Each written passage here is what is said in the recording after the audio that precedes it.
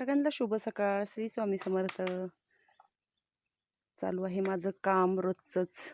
आमच्या भेंडीला खूप छान अशी फुलं लागलेली आहेत. इथून एवढं दिसत नाहीये. गुलाबाला पण बघा फुलं किती छान लागल्यात, कळ्या पण भरपूर लागल्यात. कोंबड्यांचं चालू आहे खेळ सगळा, इकडे तिकडे तिकडून इकडे. आणि असा आभाळ पण आले, ऊन पण पडतंय. मला जायचं घेवडा तोडायला. आज तोडायचा आहे भाजीपाला. भेंडी अर्धी तोडली आहे काल, 1 कॅरेट तोडून ठेवले, नाही तर मग निबर होती म्हणून रोजच्या रोज तोडायचं. नाहीतर हे बघा मग या अशा भेंड्या होतात. ह्या काढून टाकायच्या, शेळ्यांना ठेवून टाकायच्या. आणि छान ही अशी भेंडी पाहिजे. आणि अत्यंत चालू आहे स्वयंपाक.